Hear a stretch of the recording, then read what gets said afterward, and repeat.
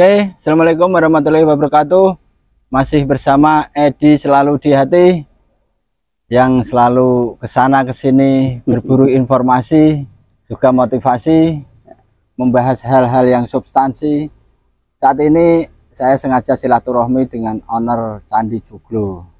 Kita perkenalkan Mas Hedi. Halo Mas Hedi. Halo. Oke, sehat Mas Hedi? Alhamdulillah sehat selalu. Spirit Mas Hedi selaku owner Candi Joglo ini, awal-awalnya ini tahun berapa ini ada Candi Joglo, kemudian tujuannya apa gitu ya? Ya. Salam rayu, Om Swastiastu, Namo Buddhaya, salam sejahtera. Kami menyapa untuk teman-teman di luar sana ya. Semoga ini menjadi salah satu penyampai pesan informasi tentang khususnya objek wisata Candi Joglo Semar Purwodadi. Biar gak semang siur ya. Dan mungkin ini mewakili dari pertanyaan berjuta-juta web followers maupun masyarakat kita khususnya dari Grobogan tercinta ini, dan juga teman-teman pegiat seni dan budaya. Jadi dulu sebenarnya tempat ini bukan apa-apa, dan memang tidak ada apa-apa. Rumah biasa ya. Betul. Rumah Joglo gitu ya. Di saat saya dan juga teman-teman ini melakukan sebuah perjalanan spiritual, kami merasa tergugah terhadap keprihatinan tentang budaya Jawa, khususnya ada di Kabupaten Grobogan itu sendiri.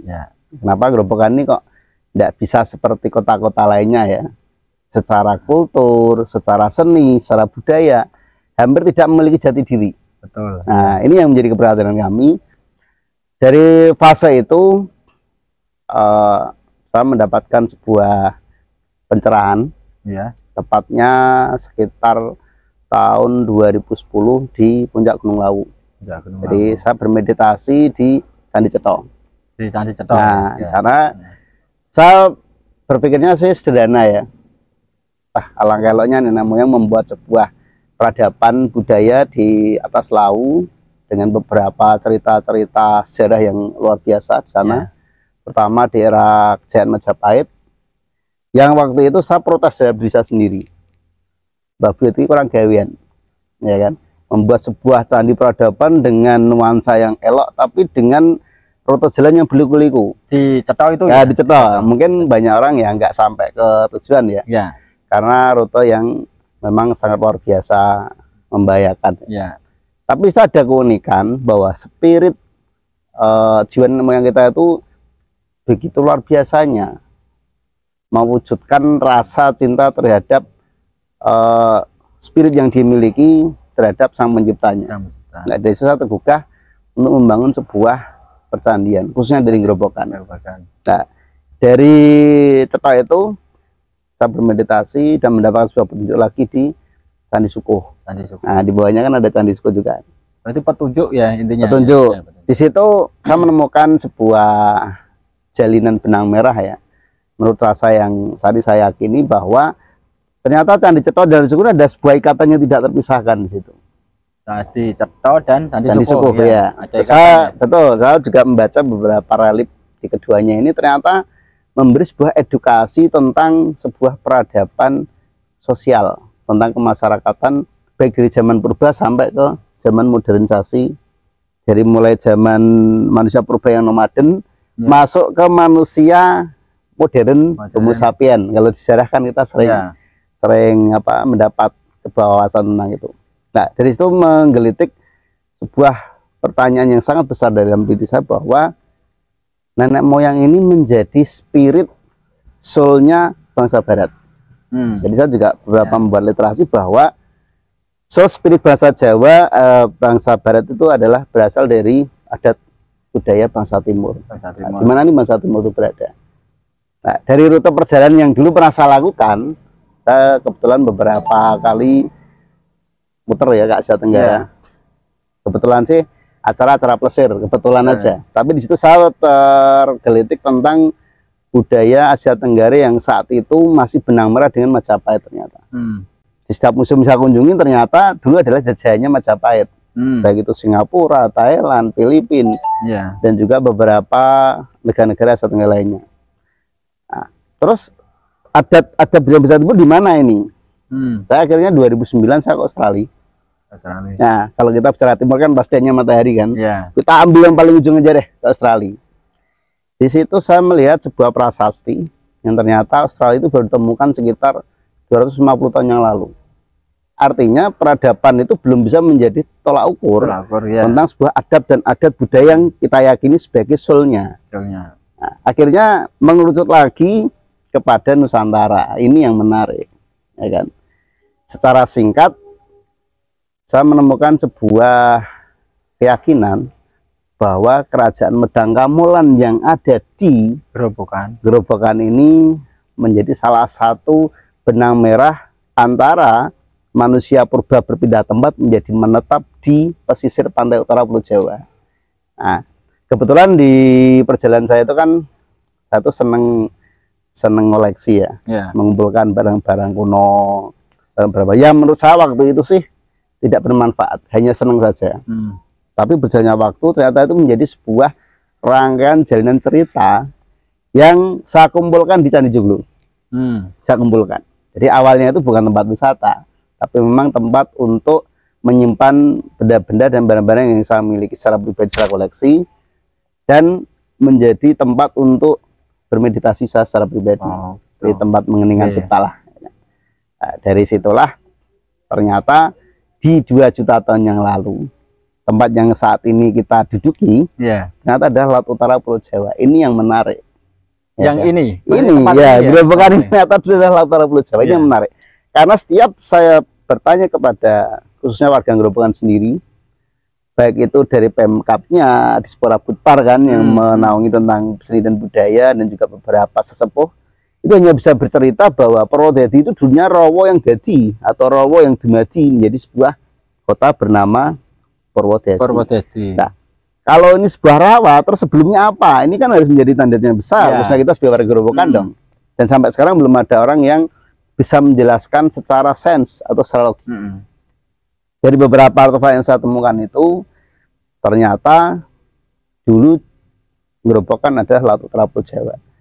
Nah, perpindahan nomaden dari manusia purba, Batek Anthropus erectus javanicus, ada juga beberapa manusia purba seperti Solensis, yang nomaden, mereka hidup di pinggir bantaran Sungai Bengawan Solo, akhirnya berpikir tentang sumber makan yang tidak pernah habis. Ya kan, sing urip dari gua satu ke gua lain, mungkin kalau sedikit mancing bisa, tapi kalau udah menjadi komunal sebuah masakan yang besar, mereka berpikirnya sederhana, mencari sumber yang tidak pernah habis. Jawabnya adalah Laut Utara Pulau Jawa. Dan kalau kita lihat peta, ternyata Bengawan Solo itu mulai dari Gunung Lawu, dia turun ke bawah lewat Solo, Sragen, ke utara, sampai ke belahan timur Gerobokan dan Blora, Cepu, Bojonegoro. Nah, disinilah letak pesisir pantai utara Pulau Jawa. Sehingga dari nomaden pindah tempat ini menjadi menetap di pesisir Gerobokan sebelah timur. Nah, mendirikan sebuah kerajaan purba bernama Medang Kamolan. Yang raja pertama kan Prabu Dioto Cengkar ya. Yang secara physically ini seorang raja yang semi bertubuh tinggi, bertubuh tegap seperti raksasa, dan pola-pola dari manusia purba yang berburu meramu ini masih dipakai di era Kerajaan Medang Kamolan yang pertama. Sehingga dengan keyakinan dan kepercayaan kepada sang penciptanya yang awalnya animisme dinamisme dari manusia purba menjadi sebuah kepercayaan tentang sang yang penciptanya, dengan mempersembahkan, ini yang terpenting, beberapa persembahan seperti mengorbankan hewan, juga buah-buahan, bahkan ada juga di dalam konteks cerita sampai mengorbankan jiwa-jiwa tubuh manusia. Nah, ini yang menarik karena polanya pola transisi. Tapi dari kacamata saya secara pribadi, saya kurang setuju kalau Prabu Dioto Cengkar ini sebagai raja yang makan manusia. Karena dari beberapa literasi yang saya dapatkan, Kerajaan Medang Kamolan sangat maju. Baik peradaban sudah menetap, terus pembuatan emas dan beberapa alat-alat memasak ya, yang ditemukan ini sebuah peradaban yang maju. Kalau dia menggunakan cerita-cerita orang bahwa raja yang makan manusia, saya kira nggak mungkin dia memiliki sebuah rakyat. Nah, ini yang harus kita benahi ya secara mindset, bahwa kultur budaya kita masih menggunakan kepercayaan yang melekat pada spiritnya kepada Sang Hyang Widi dengan cara memberi persembahan. Nah, persembahan ini yang mungkin dibenahi dengan dihadirkannya atau diturunkannya salah satu sosok ksatria muda. Beliau adalah Prabu Aji Saka. Ya. Dari beberapa relip yang kita baca, khususnya di Candi Suko dan Candi Citro itulah ternyata menceritakan beberapa pesan moral tentang peradaban sosial budaya yang dimiliki masyarakat kita. Dan Prabu Aji Saka ini merubah mindset bagaimana persembahan pada sang dewata tidak harus mengorbankan, tapi menggunakan adab-adat tata cara berdasarkan Jawa Hindu kuno yang saat ini kita yakini juga. Bahkan masih dipakai untuk kegiatan perbadatan ya tentunya. Ya, itu berarti kalau menurut Mas Hadi untuk Candi Cetro sendiri sama Medang Kawulan itu tua mana posisinya? Mana? Kalau kita bicara menurut tahun kan semua masih perkiraan ya. Bahkan Bapak Tanah Jawa menceritakan bahwa dua candi ini disebutkan dalam catatan di masa era Majapahit. Tapi kalau melihat relip cerita yang di Pahat dan juga beberapa bentuk candinya yang berbeda, tidak seperti Candi Prambanan dan Candi Borobudur tapi hampir sama dengan candi-candi suku Maya Inka yang notabene itu lebih tua daripada Candi Prambanan dan Borobudur sendiri. Artinya mungkin di era Majapahit ini dilestarikan, bukan dibuat tapi dilestarikan ya. Artinya candi itu sudah ada duluan. Sebelum Majapahit ya. Sebelum Majapahit, dengan kontur bentuk yang tidak lazim seperti Candi Prambanan dan Candi Borobudur. Karena peradabannya Majapahit dengan dinasti Salendra Sanjaya kan lebih tua dinasti Salendra Sanjaya itu sendiri. Jadi ini yang menarik. Nah, dari pola-pola ini adanya adalah khas pohon kayu jati. Nah kan, dimana nenek moyang kita ini dari nomaden menjadi menetap pasti membutuhkan yang namanya tempat tinggal. Nah, tempat tinggal inilah yang menjadi tempat spirit masyarakat Sungai Grobogan untuk berkegiatan sosial, berkehidupan ekonomi, kegiatan seni dan budaya, bahkan sampai kebutuhan persembahyangan kepada sang penciptanya. Jadi satu tempat yang dipakai untuk semua fungsi. Karena Grobogan tidak punya gunung, punyanya adalah endemik kayu jati, akhirnya membuat sebuah rumah yang bernama Joglo itu sendiri. Nah, Joglo ini yang menarik karena di dalam filosofi Joglo kan juga banyak sekali pesan-pesan moral yang bisa kita gali ya. Selain itu, tidak hanya rumah adat Joglo yang menjadi bentuk-bentuk kultur budaya kita. Ada beberapa kasta-kasta yang dipisahkan berdasarkan bentuk-bentuk rumahnya. Kalau kita bisa sebutkan kan di Jawa Hindu kuno ini kan ada beberapa kasta yang saat ini bisa kita lihat atau bisa kita sebutkan ya, seperti kasta Sudra, Waisa, Ksatria, Resi, dan juga Brahmana, dan juga para kasta raja-raja. Ini mulai dari bentuk-bentuk rumah adat gubuk. Saya kira semua orang udah tahu gubuk lah, ya, dengan 4 tiangnya saja. Ini dulu juga dipakai oleh kasta-kasta yang berkasta rendah. Terus naik terap lagi, kasta Waisa, kita bisa temui bentuk rumah adat seperti Bokok Lulang, ya kan? Terus naik satu kasta lagi, ada bentuk Blondoran, ada bentuk Limas, ada bentuk Joglo. Artinya ini bukan sebuah kebetulan rumah itu dibuat dengan bentuk seperti itu, tapi tercatat sebagai salah satu manifestasi rumah adat Jawa yang saat ini mungkin belum dibuka ya istilahnya dengan rahasia-rahasia tentang kehidupan budaya kita berdasarkan kehidupan yang saat itu terjadi. Berarti termasuk simbol juga ya waktu simbol itu juga. Simbol kasta ya. Betul. Kasta, ya. Nah, sehubungan dengan punya gunung itulah akhirnya Joglo yang menjadi rumah dikastakan paling tinggi juga dipakai sebagai kedaton kerajaan Medang Kamolan dan juga dipakai tempat persembahyangan. Dan kalau kita lihat di pewayangan itu kan sering kali nih setiap kali Pak Dalang main kan mesti mengeluarkan gunungan wayang kulit ya, yang bersimbol Di situ ada gunung, ada rumah adat Jawa Joglo itu sendiri, Ya. yang menginfluensi kita sebagai Sangan Paraning Dumadi atau Purwaning Dumadi. Bisa kita kaitkan juga tentang silsilah bagian terbentuknya kota Purwodadi, ya kan? Okay. Berarti ini ada sesuatu pesan moral yang mungkin belum kita angkat sama sekali tentang rumah adat Jawa Joglo itu sendiri. Okay. Dan khususnya warga Grobogan nih, kita sebagai warga Grobogan harus berbangga diri bahwa ternyata kayu jati ini endemik, tidak tumbuh di kota-kota lain seperti yang kita lihat sekarang ya. Kita lihat kultur zaman dahulu hanya ada di dataran Kendeng Dieng Kapur Utara, yang artinya itu adalah kawasan Kerajaan Benang Kamolan yang saat ini masih bisa kita lihat. Pendopo Kabupaten Grobogan juga Joglo, ya kan. Kecamatan Kabupaten Grobogan juga Joglo. Bahkan balai desanya pun 283 desa juga Joglo juga. Artinya ada sebuah apresiasi oleh nenek moyang ini terhadap struktur tata pemerintahan yang menggunakan Madura Joglo itu sendiri. Nah, di sini kami memberikan sebuah sumbangsih pemikiran bagaimana Joglo kita tinggikan derajat atau penilaiannya, tidak hanya sebagai rumah singgah, tidak hanya sebagai pendopo pemerintahan yang hanya ngurus KTP, ya kan? Tapi kita spiritkan, kita candikan Joglo ini kembali pada kultur budaya masyarakat kita yang dulu, bahwa Joglo juga dipakai tempat persembahyangan kepada Sang Pencipta. Nah, terus konsep mana Mas? Konsep ini perpaduan Joglo sama Bali ya? Ini itu gimana itu asal muasalnya? Awalnya saya tidak pernah membuat konsep ini ke Bali-Balian awalnya.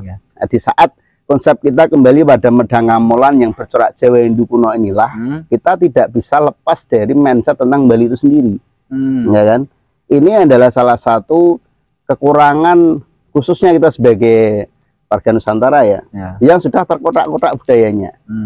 Artinya kita tidak bisa melihat ini Bali ini Jawa. Tapi bagaimana kembali pada kultur zaman dahulu kala Medang Kamolan di Kabupaten Grobogan, ya kan, dengan nuansa Jawa Hindu dengan simbol rumah Joglo itu sendiri. Nah, di saat Joglo ini secara tidak sengaja didatangi beberapa teman-teman ya, baik pegiat seni, budaya, dan juga anak-anak sekolah waktu itu, sekitar tahun 2018 deh. Nah, viralnya media sosial, saya melihat beberapa postingan-postingan yang mengangkat Bali Jawa yang ada di Joglo itu sendiri. Saya berpikir logis, apa sih membuat mereka tertarik ke sini? Nah, ternyata ada salah satu ornamen yang saya sendiri memang juga sudah senang dulu dengan budaya.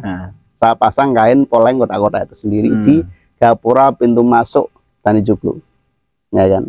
Nah, inilah yang membuat ketertarikan masyarakat untuk berkunjung ke sini waktu itu.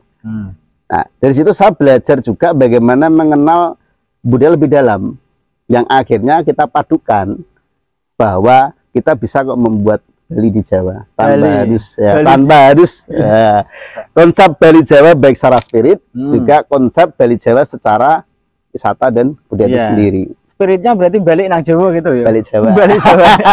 Saya spirit ya. Tapi paling tidak balik Jawa. Paling tidak kita ingin membuat sesuatu yang lebih pada Grobogan itu sendiri. Satu, yang kedua, kita ingin memberi sebuah tempat untuk pengobat hati juga untuk masyarakat kita yang mungkin ingin ke Bali atau mungkin kangen dengan suasana Bali, ya kan, tidak harus mengerokok kocak yang tinggi dah. Karena saya sendiri jujur, saya itu kembali harus nunggu SMA. Ada wisata. Iya, wisata. Itu berapa tahun kita harus menunggu ya? Habis SMA ya nggak salah hati kan. Apa yang paling parah lagi adalah kita harus menunggu kerja proyek harus sampai ke Bali. Ini juga ironis sekali. Ya harusnya kita ke sana wisata, malah kita ke sana bekerja. Saya ya SMA terus kemudian ya diajak koperasi. Itu yang menjadi salah satu spirit saya, bagaimana menciptakan sebuah objek untuk mengobat hati buat masyarakat kita sekitar kita juga. Karena ironis juga, orang Australia, orang Amerika, orang Eropa setiap hari datang kembali seperti rumahnya sendiri. Kita sebagai warga Nusantara nih bisa ngerobokan ke sana itu harus menunggu sekian tahun, ya kan? Harus nunggu SMA, harus nunggu bekerja. Kadang kalau ada rezeki teman ngajak ke sana, ya kan? Tapi yang benar-benar murni untuk mengobati hati kan sangat sulit sekali, hampir nggak terjangkau. Ini dulunya waktu sebelum pandemi itu perharinya bisa sampai puluhan ribu ya? Sampai betul. Karena pandemi ini terus berkurang, tapi ini sudah mulai bergeliat lagi, Mas. Ya, ini Nah, udah kembali mulai ke petunjuk dalam meditasi, Ya. Mas Hadi tadi ya. Petunjuk dalam meditasi ya tentunya tidak mungkin, kalau ini kan tadi kombinasi lah Ya. yang kaitannya dengan akhirnya ketemu Jawa Bali itu tadi. Betul, Cuma bisa diceritakan nggak, maksudnya berkaitan dengan petunjuk-petunjuk dalam meditasi itu sendiri, itu spiritnya seperti apa? Oh ya, jadi Candi Joglo itu adalah penggabungan dua candi jadi satu, yaitu Candi Cetro dan Candi Sukuh yang awalnya saya ceritakan tadi, Ya, Candi Sukuh menjadi sebuah kehidupan yang menetap di daerah Grobogan. Ya. Jadi Candi Joglo ini juga menjadi salah satu pengobat spirit kita. Bagaimana kekosongan jiwa kita ini mampu terwakili oleh simbol-simbol yang ada di dalam rumah Raja Joglo sendiri. Secara gampang aja ya, kalau kita bicara rumah Joglo itu tidak bisa lepas dari raga fisik kita, ya kan. Contoh aja penyebutan bagian-bagian Jawa Joglo itu sendiri, mulai dari atap Joglo yang disebut mustaka, ya kan. Tubuh fisik manusia kan juga punya yang namanya mustaka, ya kan. Ada juga genteng emper atau atapnya, ya, yang berbentuk miring kan, seperti bahu yang ada dalam tubuh kita. Terus penamaan cagak Soko Guru yang berbentuk 4 pilar utamanya, yang melambangkan 2 tangan dan 2 kaki kita. Terus ada juga dindingnya, ada juga kata, ada juga usuk dan sebagainya. Ini melambangkan fisik tubuh manusia yang tertransit keluar menjadi sebuah pengayoman di situ. Artinya adalah ternyata dalam ya. Sangat dalam, ya kan? Itu bisa kita kupas di dalam sana, itu lebih detail lagi. Bagaimana penggambaran tubuh fisik ini tercipta keluar menjadi sebuah rumah Raja Joglo sendiri. Bahkan kalau ini bisa kita kasih beberapa wawasan ya, kenapa kok masyarakat Jawa itu mengangkat Joglo menjadi spirit paling tinggi. Secara dasar, titik terlemah manusia adalah di waktu dia dalam mengalami ketidaksadaran diri. Ya, di mana ini ketidaksadaran diri kita? Di saat kita tidur, di saat kita terlena, di saat kita terlupa, ya kan? Ini menjadi titik terlemah kita sebagai manusia biasa, bahkan menjadi titik terlemah bagi seorang raja. Maka dari itu, kalau kita melihat simbol rumah Raja Joglo yang berbentuk seperti ini, nah ini kan mustaka, ini kan atap ya, ini sudah menambah pada sang penciptanya secara spirit jiwanya. Artinya itu dia sudah terlindungi secara energi dengan filosofis penggambaran rumah Raja Joglo sendiri. Jadi di saat dia ada di dalam Joglo, baik untuk menembah atau terlena di dalam peristirahatannya, dia di dalam konteks ternaungi secara spirit oleh sang yang penciptanya. Wah, dalam ya, Mas. Sangat dalam sekali. Cuma kalau rumah-rumah modern sekarang kan juga, kalau tadi digambarkan atap kayak gini ya, rumah sekarang kan kayak impresan yang tembok itu minimalis ya, minimalis ya. Cuma itu ya kembali ke kepercayaan kita ya. Cuma memang kalau kita bicara kepercayaan, terus leluhur kita memang luar biasa masalah spirit kepada sang pencipta. Terus Mas Hadi, kemudian berkaitan dengan apa yang sudah dilakukan Mas Hadi berkaitan dengan pengembangan Candi Joglo ini, apakah ini juga masih bisa untuk tempat meditasi juga? Maksudnya secara pribadi atau secara umum? Secara pribadi masih saya pakai, bahkan secara umum kita welcome kepada siapapun untuk bermeditasi di Candi Joglo. Artinya kita tidak memilah-milah di dalam konteks keagamaan ya, karena ini menyangkut tentang spirit, spiritual. Beda dengan religius. Nah, dan kita kupas apa religi apa spiritual sendiri. Jadi terus Mas Hadi, harapan-harapannya maksudnya dengan sudah mengembangkan seperti ini kan, saya kalau melihat Mas Hadi kan tidak semata-mata profit, karena apa yang dilakukan itu kan berdasarkan hasil dari meditasi, hasil dari petunjuk, berarti kan tidak semata-mata profit ya, tetapi ada kepuasan batin kan itu. Nah, harapan dari Mas Hadi sendiri untuk khususnya masyarakat Grobogan seperti apa? Simbol-simbol seperti ini. Satu, harapan saya kepada Bupati Grobogan ini kan juga salah satu sari partner kita ya. Kita sapa juga deh Bu Sumarni yang saat ini menjabat Bupati Grobogan. Kami berharap bahwa Joglo ini mendapat apresiasi lebih khususnya oleh Pemkab itu sendiri. Bahwa Grobogan memiliki sebuah manifestasi atau memiliki sebuah harta karun nih, yang mungkin belum diklaim, ya kan? Belum diklaim. Nanti kalau klaim Malaysia pada bingung semua nih seluruh Indonesia ya. Joglo diklaim mana ya? Batik aja diklaim. Iya kan. Nah, ini Joglo ya. Belum diklaim ya kan. Kalau Bandung Bondowoso itu mampu membuat candi dalam waktu 1 malam. Ya. Dan itu sudah menggegerkan dunia ya kan. Saya yakin buat Grobogan lebih hebat. Kan slogannya kan Grobogan hebat. Ya kan. Di mana kan hebatnya? Ya. Inilah hebatnya. Bupati Grobogan membuat candi 1000 candi dalam waktu 1 detik.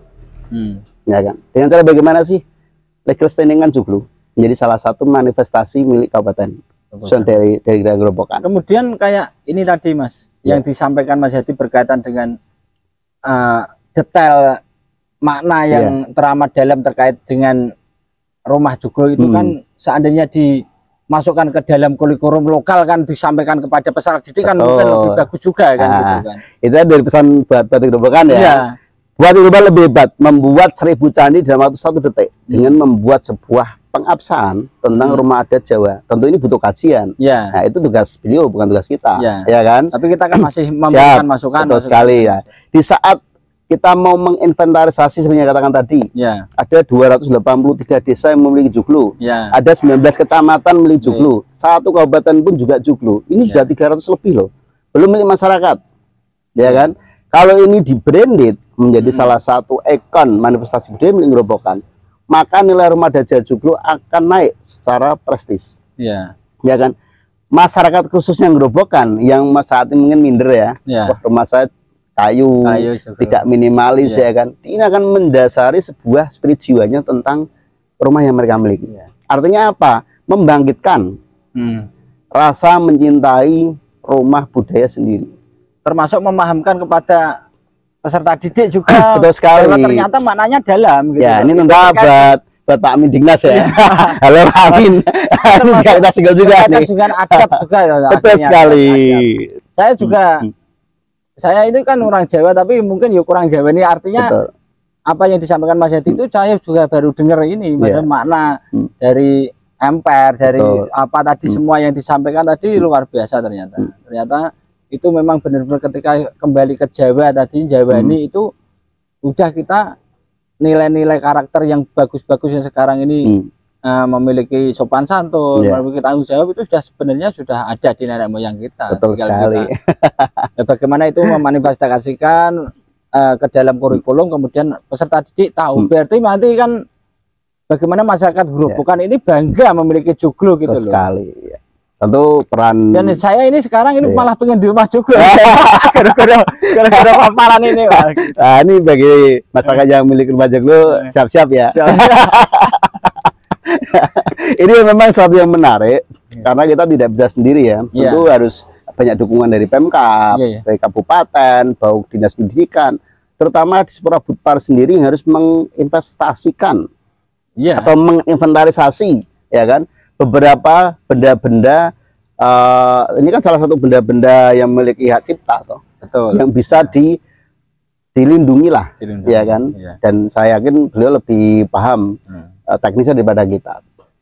Iya, menjadi kebanggaan lah sekarang. Betul. Ini banyak sekali inventaris yang bisa kita berikan kepada Pemkab Grobogan sebenarnya. Untuk harapan Mas Hadi secara pribadi sudah intinya sudah menginisiasi seperti ini, apa harapan Mas Hadi secara pribadi? Ya, ini saya juga perlu membuka secara terbuka aja ya. Di saat saya memiliki konsep seperti ini, salah satu dari putra Bupati Blora itu ke Candi Joglo tahun 2018 juga. Dia melamar saya untuk hijrah ke Blora, ya kan? Karena Grobogan dan Blora adalah satu kultur budaya yang tidak bisa terpisahkan. Tapi di saat saya memiliki cerita yang seperti ini, mereka berharap untuk mengembangkan di Kabupaten Blora. Karena kalau kita lihat kebudayaan Minang Gamelan kan memang di posisi perbatasan ya. Kalau kita bicara ini adalah sebuah Laut Pulau Jawa, tentu masyarakatnya secara peradaban akan lebih ke timur. Betul. Ya kan? Dan Blora tidak memiliki literasi seperti yang saat ini kita miliki. Iya. Nah, jangan nanti malah pindah di Blora. Tentu saja ini kan jadi harga tawar Pak. Mumpung ada Medini ya kan. Kan perlu sampaikan juga bahwa Blora juga mempersiapkan lahan sampai 4 hektar untuk mengembangkan konsep master plan yang saya miliki. Tapi kembali lagi saya cukup sederhana aja sih. kebetulan saya juga lahir di Gerobokan, saya juga bapak ibu di Gerobokan juga. Tidak ada kedaerah Bali-Balian loh ya, saya asli dari warga Gerobokan ya kan. Ada sesuatu yang ingin saya angkat terutama dengan masyarakat saya sendiri. Dalam segi apa sih? Tentu hal ekonomi dong. Ya kan? Bagaimana apa yang bisa kita konsep di sini bisa berdampak positif pada lingkungan sekitar. Betul. Khususnya di Pemdes Kabupaten Gerobokan. Pemdes Desa Karanganyarjo. Ya. Dan saya mohon deh Pak Lurah, bagaimana saya bisa disupport secara totalitas dong. Jangan setengah-setengah ya kan. Kalau setengah-setengah konsepnya lari ke kota lain gimana coba. Tentu saya ini ngampet, saat ini saya ngampet, saya butuh support dukungan yang besar, baik dari Pemdes Karanganyarjo Kecamatan Toro, baik juga dari Pemkab Kabupaten Gerobokan. Nah, karena di konsepnya juga akan kita bangun 4 percandian mas, nggak hanya 1. 4 candi. 1 candi Joglo, atau orang disebut juga sebagai Candi Cipta. Yang kedua adalah Candi Rasa yang saat ini kita sedang podcast di arena. Ini Candi Rasa. Ini Candi Rasa ya kan. Ini adalah gerbang Gapura Candi Karsa. Candi Karsa. Nah, harapan kami kan kita bisa pengembangan ke area lebih barat. Ya kan? Nanti ada 1 lagi candi namanya Candi Karya. Berarti totalnya ada 4. Candi Cipta, Rasa, Karsa, dan Karya akan memilosofis bagaimana pesan-pesan moral leluhur kita tentang kebangkitan budaya dan membangkitkan spirit jiwa masyarakat kita. Program secara MUI belum ya. Paling hanya sebatas himbauan ya, karena kebetulan Dignas kan juga sering berkomunikasi dengan kita juga. Bahwa Candi Joglo menjadi salah satu rujukan wisata seni budaya yang saat ini belum ada di Kabupaten Gerobokan.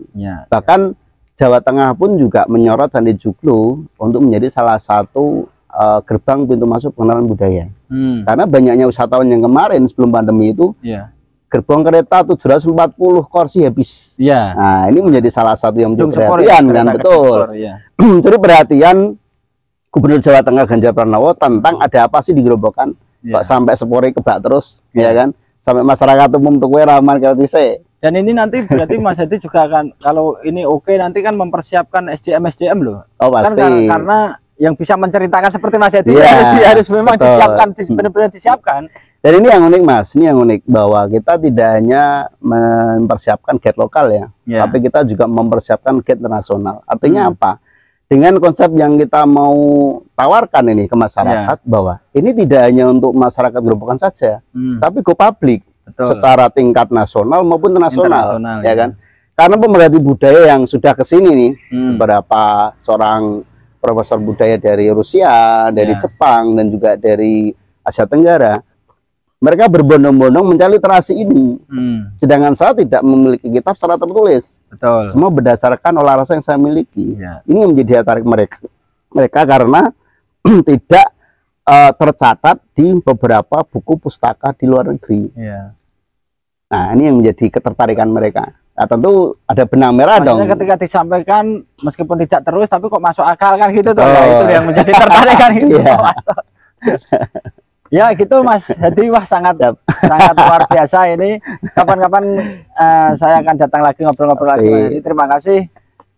Mungkin bisa disampaikan ke pemirsa untuk subscribe. Kembali lagi kepada teman-teman khususnya untuk penjelasan budaya ya, dan juga masyarakat Gerobokan secara luas, baik yang di dalam negeri maupun luar negeri. Karena aset Gerobokan luar biasa, khususnya di subjek masyarakatnya. Ya kan, ada di mana-mana loh. Hampir di 2/3 belahan dunia itu warga Gerobokan di sana. Subscribe nih punya Mas Edi ya kan, kita support ya Mas Edi selalu di hati. Jangan lupa deh, pokoknya semua demi Gerobokan. Ya kan? Terima kasih Mas Edi. Siap. Pemirsa, terima kasih. Sampai jumpa kembali. Assalamualaikum warahmatullahi wabarakatuh. Rayu.